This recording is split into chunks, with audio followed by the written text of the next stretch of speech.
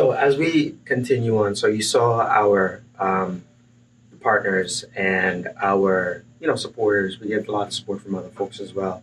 With the institutions. The key thing I want folks to take away from about Springboard is that we're doing things in a different way. Our approach is more innovative than the way learning and education that takes place today, but we're not replacing it, right? We're augmenting and providing that additional benefit for the students to really go into an applied computing sense and an application, if you will, of all of this innovation that's there. So when you think about Springboard, we want to be the innovation transfer agent, which really means that we want, after you have learned a certain set of skills and you have a certain foundation around things, we want to make sure that we bridge the gap for you between what you've learned and how it can be applied, but also how it can be applied in a useful way, in an innovative way, in a way that creates value for you. Okay, so Springboard is that innovation transfer agent, and we are looking to accelerate change, across all our communities. We again have an innovation hub in Hempstead, a training center where we're teaching STEM, and we're also now moving into the realm of our third phase, which actually is around business creation, technology creation, and you'll see some more of those as we develop. My partners and I, we're very deliberate about our approach with Springboard. And when you think of it, you want to think about it in three phases, right? Where the first phase is around awareness, where we're just pushing in to different community agencies, whether it's a CBO, any community-based organization, whether it's a school, whether it's other nonprofit agencies that are looking to affect change in the community. So we wanted to bring this awareness campaign into those areas and really push forward the idea that technology is here, whether we like it or not, and really needs to be embraced in everything that we do going forward. So our awareness campaign goes from 2017, 2018 when we started, and then as we started to move forward, we started building what I'm calling pipelines. But these pipelines are really pathways to success, right? And the pathways that we're creating is to, one, eliminate the hurdles of what our children and our community will go through, but creating that clear pathway for them to achieve higher education or a job in the field of technology. So we deliberately go from our awareness campaign right into our pipeline programs and our pathways for success. And there we deliver the services, right? Again, to the school districts, to the other organizations, and then we leverage our network for everybody that supports us, whether it's higher education institutions like SUNY of Westbury, Hofstra University, right? We go and then we try to make a difference there. Now, when you think forward to the third phase, which we plan on getting started in our third phase, it's about sustainability. So think of it this way for me, right? We have an awareness, which is mainly in the middle school and the high school. So we're going in and teaching the students that technology is achievable. Here it is, touch it, feel it, not just be consumers of it, but now let me show you how to create it. Let us show you how to use it in a productive sense, right? Not just consuming it. So when you think of that, that really leads them from awareness directly into what we call the pipeline or the pathway stages. The pathways that we've created will now lead our students into careers for this. And I think it's essential that we now establish a place for them to go. And by that, I don't mean for them to go to Silicon Valley. I don't mean for them to go to other tech hubs across the country. Why not have those students that have now had the awareness that technology is achievable, that have gone through our pathways and our pipelines to success to get a career in it? Why not have them come back now and work in that community? Why not have technology companies here in the village of Hempstead, in Long Island, in communities like this, where we are now setting these students up to come back and work in the community, pay taxes in the community, give back to the community, and creating opportunities for other residents of their community, right? So let them be that transfer agent along with us into developing that. So that's our phase 3, sustainability, creating that ecosystem where now they'll come back, they'll work in their communities, they'll build up their communities, and they'll start to affect change in a meaningful way. So that's our key with our 3 phases of our strategy. Now remember, the whole challenge that we're facing today, and again, exposed by COVID-19, is the idea of this digital divide. And the digital divide, again, just to make sure we drive this home, it talks about access. It talks about having access to information technology and the disparities that exist between folks who are poor and those who have means in order to get access to that. And we do know that in the United States, this is, it's been around, right? COVID-19 has really just exposed it. So here's the impact, right, for digital divide. The fact of the matter, and this is Bureau of Labor and Statistics data, this is not my data. People who have access to digital computing and concepts and techniques, right, they will always outperform in an income level as opposed to folks that don't have it. So you can see a direct correlation between digital access, right, with higher income earnings, which is what the diagram is showing you here today. The next thing that we know, and we didn't need a study to do this, but I'm glad we have the data to support it as well, is that having access, right, and will also improve the level of education attainable by folks who have it versus those who do not have it. And the diagram here is showing you that 90% of the people with access basically will get a 4-year college degree, a bachelor's degree. And clearly you can align these, the majority of the people that get these 4-year bachelor's degrees with higher paying jobs, with better career paths, with just opportunity in general. And then when you think of the disparities and the connections within homes, I mean, clearly than other counterparts, we are way behind, in that realm as well. So, this is what you'll start to see, right? And this is where Springboard pulls all of this together. The digital divide exists, and you will see data and information that says, well, we're catching up. Access is happening in area X and area Y. But again, like I said, COVID-19 is exposed, and that's not really the truth. But let's say that's happening.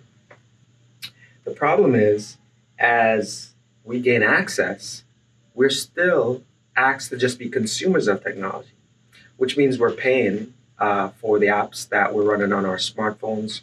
We're paying for access. We're paying for as consumers, buying things readily available with one click for whatever it is. So we're still just consumers of it. And what Springboard wants us to do is start thinking about how we can be creators of technology, how we can use it or leverage technology to create opportunities for ourselves. So we want to go from consumers to creators and leveraging it in order to make an impact in our lives, in our quality of life anyway. So the digital divide itself, right, is the turned into what we call this knowledge divide. And in order for us to go from being consumers of technology, we really need to understand at a certain level the capabilities that exist within it. And then we need to turn it into an applied computing sense. Well, how do we apply the technology now to real world? How do we apply it so that we could create business? How do we apply it so that we could create residual income for ourselves, right? It's nothing like making money while we're sleeping, right? How we could go from this digital divide, and how do we get prepared to now having the knowledge to use it effectively? So that's what Springboard is really trying to address. Providing that knowledge by the technology, education, and the opportunities that we're creating. So let me, you saw strategically what we talked about, and you saw the fact that we're going from awareness, pathways to success, and then sustainability. So when it comes to Springboard, this is our model today, right? We work with folks that get public funding. They treat us mostly as a vendor, and then we provide the services to the students. And the students never have to pay. Anyone who comes into our organization doesn't have to pay. We're working things out with the organization so that we're providing the access, we're providing the information, we're providing the education for them, and then we're providing those pathways that we talked about. But it's critical to know that we are deliberate in our alignment around these the service model that we've provided here. Now, even though I've talked about awareness, pathways, and sustainability, the awareness will continue. And let me give you some more examples about what we do in our awareness campaign. So one of the first things that we provide is we have a STEM coding academy. So this is where we teach children from grade 6 to grade 12 how to code in Python, how to code in Java, how to code their own websites, HTML, how to actually now apply that to an industry or a company and why it's beneficial to them. We show them how it aligns directly with companies like Amazon, how it aligns with Netflix, how the government uses it. One of the cool things about our data mining and data science class that we teach to the high school students is how to read and analyze data, right? That's critical thinking. That's real thought leadership, right? When you could get students to look at data, use the tools that they need to do that exploratory data analysis, and then come up with insights out of it. And the students excel here. So the Coding Academy is not just around learning the foundational pieces of it, but it's really forcing them to now become critical thinkers, thought leaders, okay? And that's the key part of it. We also work with an organization called the Links Incorporated. My hats go off to the ladies and the organization. They have worked with us to create the very first NSBE Junior chapter just for girls on Long Island. And these are the students when they had just started here, and 3 years later, these are the students as well. They have gone from working with very easy to use small robotics to touch and feel to actually working with more sophisticated robotic arms, visualization, as well as many of the other adult-like applications that you would see. The cool thing about this is, as I've told you before, I've been in the industry for 31 years.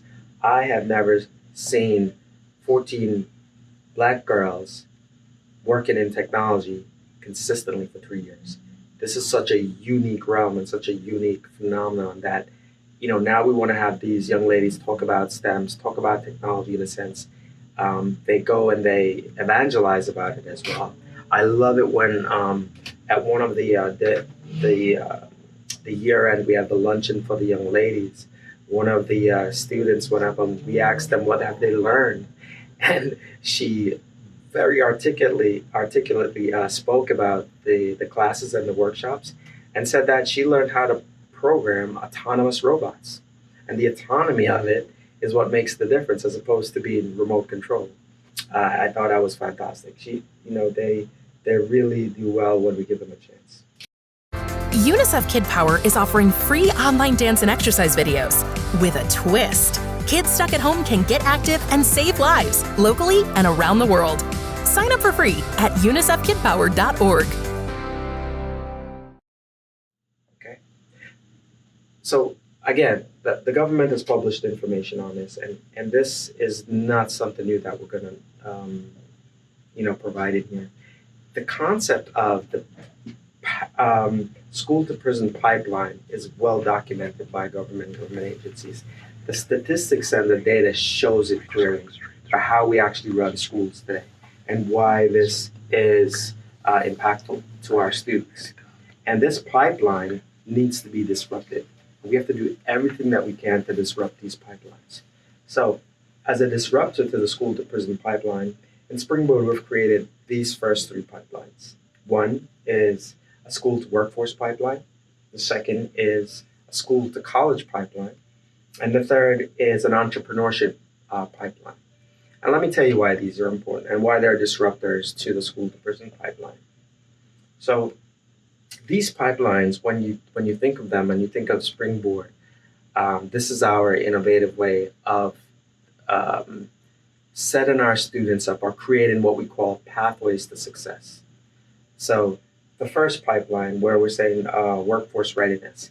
In this pipeline, we're teaching students how to program in web applications, how to develop web applications. We're teaching them about cybersecurity as an introduction level. And then mainly we're teaching them also about data science. Now, in case you don't know much about data science and data scientists, it's quite the phenomenal field. Entry-level data scientists are starting out making $80,000 a year easily. And they could go to $80,000, $90,000, $100,000 a year just by understanding how to do data mining. Now, the data science career stack looks like this, right? You have data miners, which are the folks doing the exploratory data analysis, doing much of the data munging, pulling that data set together, cleaning it, and structuring it. That's phase one. It is actually the most time-consuming part of that phase. Before you could even get to the next level, which is the machine learning, the AI piece of it, and the predictive analytics that goes on top of it. So when we designed this school to workforce pipeline, our mission is to produce data scientists that we're going to now place them into internships. And we're putting them in internships in our communities here on Long Island. So Springboard, while we're managing students, we also have a relationship with private companies and explain the need that they have. They have an issue around diversity. So they want to see more diverse students in their company. They know that, metrics show that diverse companies excel far better than non-diverse companies, right? So we're using that as a way to bridge both the education piece and teaching the students and then putting them in positions where they can be working in a corporate environment and get to learn more about how these disciplines are used in applied computing sense. So that's our first pipeline. So the college pipeline program that we created here is really about getting students to be prepared for college. But this is how we do it differently. We actually get 10th, 11th, and 12th grade students, and we make them college students, right? And how do we do that? We actually walk them through the process from the time here, not waiting for them to go, but walk them through the process of applying for college, walk them through the process of writing a college essay, revising it to make sure that it's as meaningful as what they might want to see. And then we provide orientation for them for their abilities to be successful in college.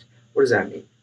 That means that when you go to college today, all of the learning tools are online. The e-learning platforms are going to be either they use a tool called Blackboard or Collaborate or all of these online tools, right?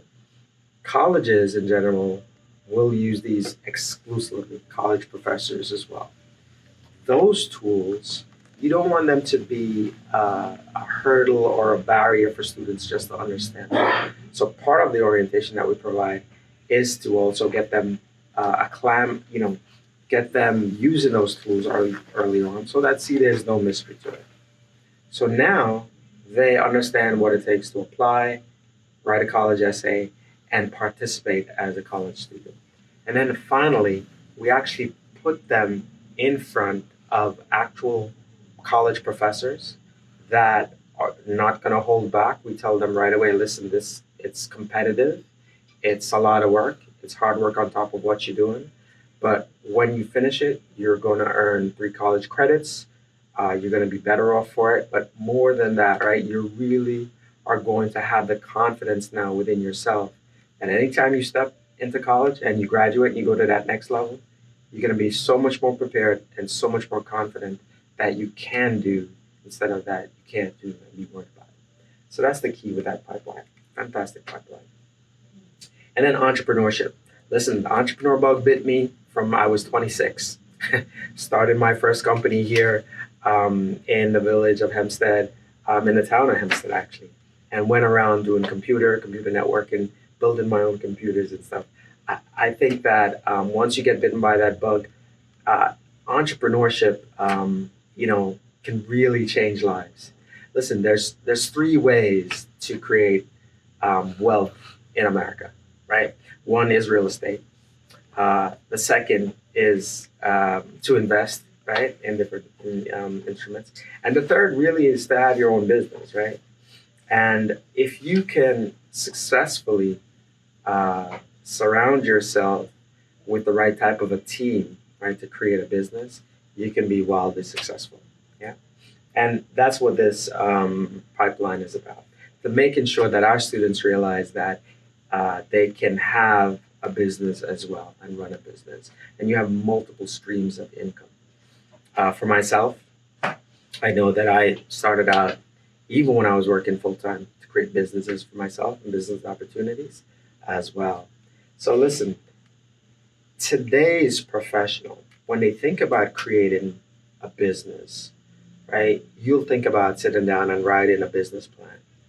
And there's nothing wrong with that. You need to have that type of thought process. You need to have that type of discipline. But there are modern tools that you could use today to really create products and create business. One of them is called the Business Model Canvas, which is what we use exclusively to teach this class. These workshops are taught by myself as well as other college professors in business, accounting, as well as technology. And what we do is we use some modern tools, some modern thinking about how to actually go about this. And then we're able to quickly get the students to understand how to align value creation with a customer base and a need, with revenue streams, and then all the other pieces that wrap around it. That makes it useful. So those are the pathways to success, the 3 pipeline stages. School to workforce, school to college, and school to entrepreneurship that we are certainly so proud of. Let me provide some additional information for you. So this is just some additional feedback on what we do with our awareness program. We had great success in the middle school with the younger students here. I also wanted to show you a very cool way to change minds and change culture and change our thought process. You more than likely have heard of hackathons. If you haven't, a hackathon is a competition for typically computer science students, but it's not just limited to them. And what you do is you bring students together. They're part of a team, and they will quote unquote hack away at a product, which they will pitch and present, almost like a Shark Tank pitch and presentation. And then usually there are prizes and awards that are given out at the end. So we think that, this type of a methods of work and this type of teaching should also be happening at the middle school level. So we held our own hackathon here for middle school students. We had 44 students in our facility here, as you can see, and the children did a fantastic job. They bought into the idea of how I structured it in terms of innovate, right? And then how to now come together and collaborate, and then what they need to do to actually create their final products. So hackathons, I think, are a great tool for cultural change or even paradigm shifts in mind for how we deal with this. Another area in our STEM, in our set of capabilities that I always like to show parents and students as well is that we teach 2D game development. So you've heard of STEM, right? Science, technology, engineering, math. And STEM is now morphed into or grown into STEAM, where we've added the A to that for arts, right? So science, technology, engineering, art, and math. And one of the things that we do when we teach 2D game development is that it allows students to now bring that creative side out in them, that artistic side, and they get to design and develop games in that sense. So the design part of it is important, the user experience part of it is important, but still grounded in mathematics. You know, one of the things that I show students, they always ask, well, why do I have to learn about Fibonacci and Fibonacci numbers? I said, well, if you ever go into game development, you're going to need to know how Fibonacci works and why it works the way it does, because it's probably one of the most used mathematical formulas when it comes to game development and leveling up in game development. And then finally, this is digital literacy. You know, we talk about digital transformation in a sense, and every industry is going through this, right? But as people, we need to also realize that computer literacy, now called digital literacy, is as fundamental as learning to use a pen or a pencil to write with.